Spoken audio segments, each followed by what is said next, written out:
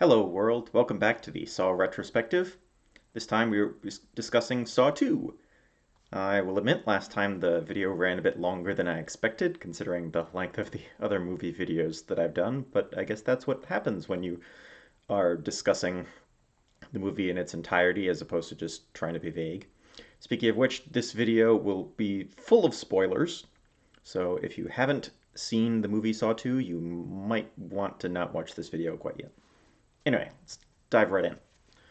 So, in terms of the story or plot, this is another movie like Saw 1 that had two storylines kind of going in parallel. Or, I suppose, as we learn at the end of the movie, not quite in parallel, just they're presented in parallel in the movie, but they don't occur that way. So, the first one is Detective Matthews' test, where he is with John Kramer, aka Jigsaw, in John's lair and watching monitors of a bunch of people participating in various traps, including his son. So there's a bit of familial connection there. There's a cat trying to get into the basement. um, this one plotline is actually really interesting just because of how we I'm getting ahead of myself. So, what John wants is to be able to just sit down and have a discussion with Detective Matthews. That's it. Sit down, talk with me. If you're still doing that in just under 2 hours' time, then you'll get your son back. So, first of all, Tobin Bell is doing a fantastic job as John Kramer. Um, he's just that really brings a really interesting personality to a character that could easily just come off as just maniacal and crazy. But instead, it's really interesting. He has this bit of an air of feeling like you can tell that he feels that what he is doing is right, even if it is a bit psychopathic. But the odd thing is that his end goal isn't necessarily bad. I mean, teaching people to appreciate the life that they have is, in some ways that's a good goal. Unfortunately, he's going about that by means of torture, but in his eyes, it takes something extreme in order to get people to really appreciate what they have. I mean, there's a song that has a lyric that like you don't know what you've got till it's gone. But in this case, he's speaking from personal experience. He didn't really, I mean, after he was diagnosed with cancer, he didn't get an appreciation for his life until after he had a failed suicide attempt and, against all odds, managed to survive a car crash and being impaled by a piece of metal. And he wanted to essentially give that gift to others at the same time as testing humanity to see, like, okay, do people have what it takes to survive in a survival of the fittest kind of thing? Who actually is the fittest? So that's just it's really interesting. I feel like you could have a lot of in-depth conversations about the rights and wrongs of this and whether his end goal is whether it's a worthy one. Not if you can't really say that it's justified just because of what he's putting people through, but regardless, it's still really interesting. And yeah, Tobin Bell portrays John Kramer as someone who he fully believes in his cause. He's not some sort of just masochist or sadist who enjoys torturing people. Like he believes it. He enjoys like playing with people, but he's doing it very earnestly. And in fact, he's in some ways he's very straightforward. He does enjoy kind of toying with people and messing with them psychologically, but everything he says is true. Like he's not lying to people. Trying to he's not actively trying to deceive people. He's just counting on human nature for people to behave a certain way when they're told certain things. Um, so yeah, this is one where So unlike the first Saw movie when Adam and Dr. Gordon were trapped in the bathroom, Detective Matthews, although he is going through a test, he's not actually stuck in a trap throughout this whole movie. So we have a little bit of a difference then. We also have the kind of a return to a police procedural, like in the original film, although that kind of disappears after, or like after the opening scenes, and we just find ourselves face to face with John Kramer because at that point there's no mystery. That like we know who he is, we know where he is, and at that point the movie just plays out through the rest of it. The other main storyline is taking place in a house filled with nerve gas, which is bringing us back to one of John Kramer's favorites, the slow acting poison. I'll discuss this section a lot more in the traps part, but this is definitely when the series starts to take less of a focus on like the story itself and what's going on and any sort of mystery, and focusing a lot more on the traps. From this point forward, the traps are front and center with the movie, and in fact, a lot of the scenes within this second storyline are essentially to string together a series of traps, like little bits and pieces of stuff here to go to lead the group from one trap to the next, but there's nothing really meaty in those little segments. So, moving on to the twist, this movie actually has a bunch of them. So, in the original Saw, the big twist was that John Kramer is actually alive. Here, yeah, there's multiple twists. So, the first twist that we have is that the plot line of the nerve gas house is not taking place in real time. And in fact, the entirety of that plot line takes place before we see the police officers arrive in the building of John Kramer. It takes place obviously after the opening scenes because the one of the very early scenes has Detective Matthews talking to his son, so that couldn't have happened afterwards. But yeah, all of that has already taken place. They've been watching monitors, and nothing they could do could take place in real time. So that was actually a really interesting twist, and the Saw series in general likes playing of time a bit, and this was a nice way to just really frame things and play with the audience a bit because this is something that like even on a repeat viewing you don't really get a sense that this is going on. It recontextualizes what you've just seen, but it's a believable enough twist that it doesn't just completely ruin everything that's come before it. So that worked out really well. The next twist we have is that yeah, so Daniel Matthews, Detective Matthews' son, we were told by John Kramer a couple times that um, he's in a safe place and that you'll find him safe and sound. And as it turns out, he's actually is literally in a safe. He has a breathing mask to make sure that he doesn't die. I'm not entirely sure how long he's been there, especially since like I don't think he has any food in there, so it couldn't have been too long. But just the idea that he's been there essentially right in front of everyone the entire time is another twist that it works well. It's a fun twist. It recontextualizes things. It ties into that Jigsaw is not lying to people when he says stuff, so you need to really be careful with the things that he says to you. And yeah, it's a good twist. And the last big reveal is that Amanda, who is in a test for the second time, wasn't actually a victim, and this time she's taking part in it.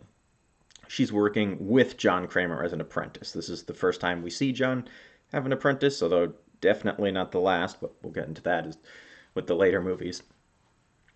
And yeah, it's a really neat idea that you occasionally see like little lapses. Like there's a moment earlier, like within the first half of the film, when Amanda is talking to Daniel and says like, "Oh, like you should talk to the person who arrested me," and she gives him a knowing look when Daniel kind of mentions, "Oh, my father is a."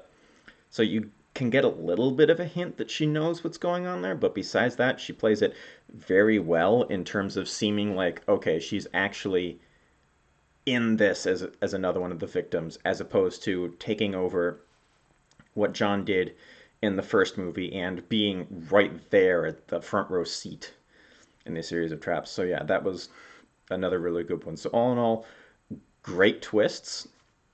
Uh, yeah, it's a really solid in that department.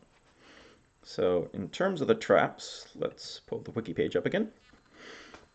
So up first we have what they call not a desk, the death mask, or I like to think of it as the Venus flytrap.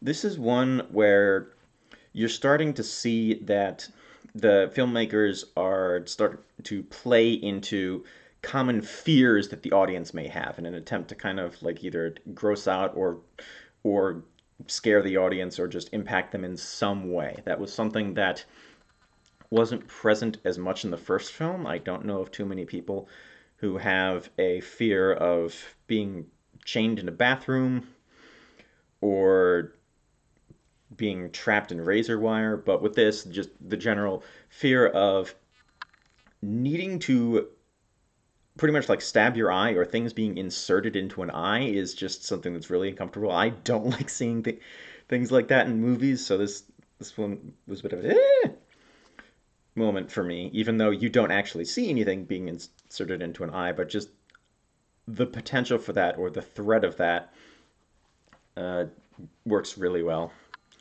And this trap it ends bloodily, but you don't actually see much in terms of gore, just because the nature of the mask itself. I'm sure the person's head inside was horribly disfigured by all of the sharp pointy bits, but you don't actually see that. Up next, it lists the electrified staircase. I don't consider this a trap. This is more of a booby trap. I had a similar train of thought with the quadruple shotgun in the first Saw movie, so I'm not going to discuss this too much, just because it's not testing anybody on anything. There's no life lesson you can get out of it, and there actually wasn't really a way to get out of the trap in general. Although I will say it's a very odd moment. It struck me as weird that John Kramer pretty much he wanted to be caught. He wanted Detective Matthews to end up there in front of him. So he's essentially leading the police officers to his lair and then makes it more difficult to get to him by placing booby traps. It's it's a little bit contradictory. So then we have a bunch of traps within the nerve gas house. So up first is the antidote safe room. So this was an interesting one. So the basic premise behind it is that, yeah, everyone has a number on the back of their neck. And if they were to all work together, then this trap would be very easy to overcome. Everyone just looks on the back of someone else's neck. You get all the numbers, and then you can just open the safe. It's very easy. This is one of those good instances of John testing essentially the human condition, and we as a species in general have this bad tendency of competing with each other instead of working together with each other. There's a lot of needless um, competition when there could be cooperation that could get us just a whole lot further.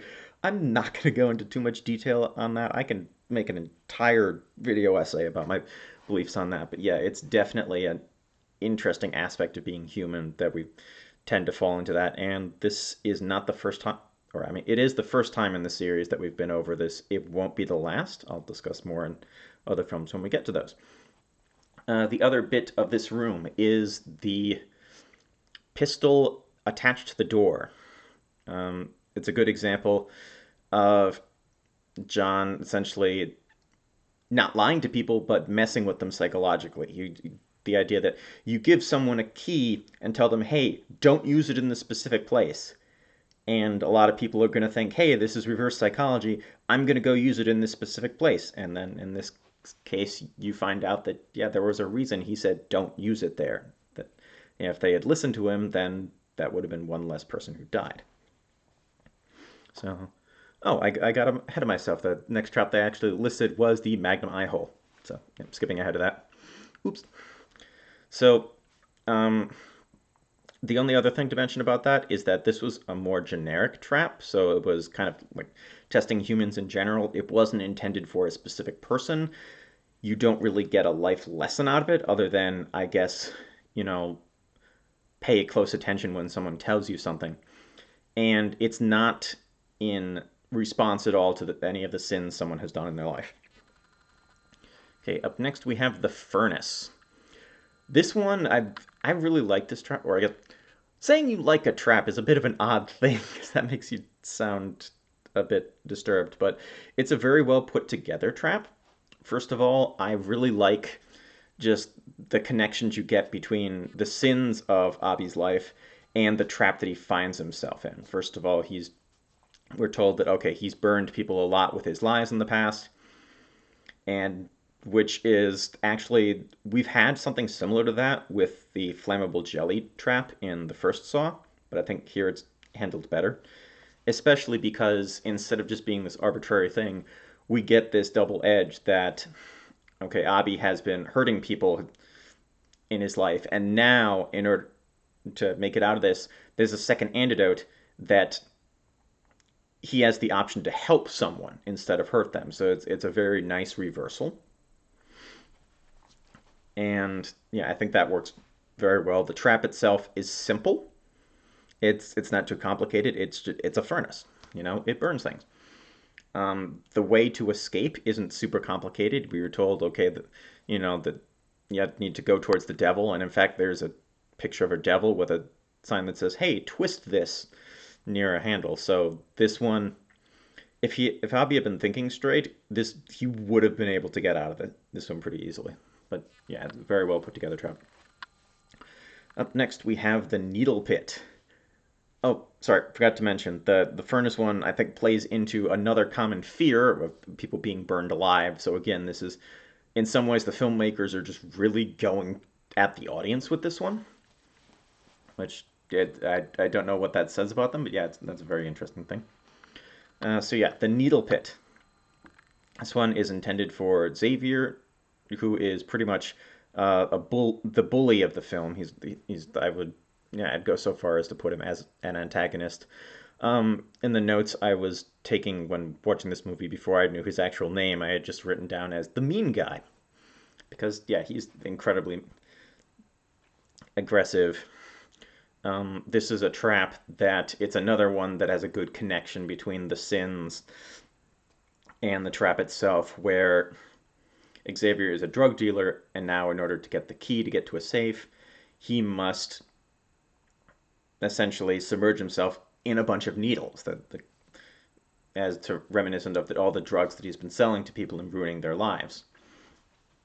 And obviously he doesn't do that and instead tosses Amanda into it, which adds another interesting layer because Amanda was a drug addict. So she's had a lot of experience with needles. So yeah, there's just a lot of things being tied together with that. I've seen some behind the scenes footage of that, and it's nuts. Just as a side note, there's just because of things that had to be cut out in order to get an R rating. This scene is different between the rated version and the unrated version of the movie in that in the rated version it's a 3 minute timer, but the unrated it's a 4 minute timer. I don't know if I don't think there was actually a full minute of stuff cut out, and in fact the time is a little inconsistent. At one point in the beginning, I actually caught a glimpse of the clock and it said that there were 33 seconds left, but anyway, just a small interesting change there. And again, yeah, this is fear of needles is a really common fear for audience members. So again, filmmakers are going after them. The last trap we have is the razor box. So the really interesting part of, or first of all, this trap is nasty. It is just the razor blades. That is just brutal. And in fact, combining this with a shot earlier, a rather graphic shot of Amanda trying to slit her wrists, and also John's attempted suicide. This is a dark film. I mean, the in general the series is very nihilistic, but I think that this one in particular, like all the mentions of suicide, this is it's a tough film. But anyway, the most interesting part of this trap to me is that the person who gets stuck in the trap isn't the intended victim. Sorry. So this, according to the wiki, this was actually, and they say like according to versions of the script or something, this test was actually intended for Gus, who was the person who got shot by the door, and the actual victim ends up being Addison. So we end up here with a bit of a mismatch between, okay, what has this person done in the past and what is the trap trying to teach them? So there's a mismatch there. We actually don't really get to know much about the reasonings behind this trap because Addison just tosses away the tape because she doesn't have the tape player with her and just goes for the antidote. So yeah, there's a bit of mystery around this one. And I think the only other thing worth noting with this is that yeah, this was another one that if people had been paying attention, this would have been an easy one to get out of because you can in I think some faraway shots you can see that there's a lock on the other end of the case that already has the key in it, so it would have been as simple as hey, turn the key, get the thing out. One more just really small visual thing at the end of the trap. They tried doing like a zoom in, but the camera only can show so much, so the shot actually starts zoomed out from the image itself, so the picture is just smaller and there's a black border on the whole thing. So it was odd in that that's the only time in the movie I think that really happens. Just besides the Twisted Pictures logo, which I think is pillar boxed a little bit. I'm not entirely sure why. Anyway, so yeah, that was just a little weird visual detail. In terms of traps we didn't see, so there were a few victims that, yeah, we didn't really get to find out what was going on. So Addison, as mentioned, didn't get her own trap, so we don't know what she did in the past. We don't know how she should have been tested. In the end, she ended up just being like another body to go through. And then we have, I think her name was Laura, but the person who seems scared a lot of the time, who just dies from the nerve gas. So she would, I don't know, she never gets to a test. She doesn't live long enough for that, which in some ways I think was actually a really bold choice by the filmmakers, especially as starting with this film, you're getting the sense that okay, the traps are becoming the most important thing in this franchise. So to just avoid that entirely was yeah, that definitely unexpected. I mean, keep the audience on their toes a little bit with that one. What else do I want to mention? So we get two versions of Hello Zep, or two like full versions of it in this movie, and the really odd thing is that the first time we hear it is, I'm sorry if there's a whirring sound that the computer fans are overworking. Um, but there, yeah. So the first time we hear it, there's not a big reveal going on, which is odd because I normally associate this music with, hey, you're about to get your mind blown. And it happens during the scene when Xavier ambushes Amanda and Daniel and then ends up cutting the number off the back of his neck. I mean, it's a surprising moment and a bit on the graphic side, but it's not a twist at all, which is normally what the music is for. So that was odd.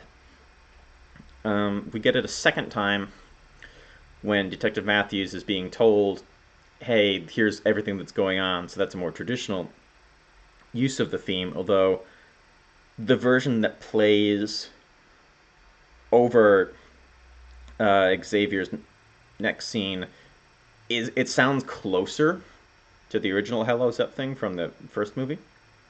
So that's was definitely an interesting musical choice in terms of this part. Um, I think that's all I wanted to say here. So yeah, I'm gonna wrap this up, and I will see you again for the discussion of Saw 3.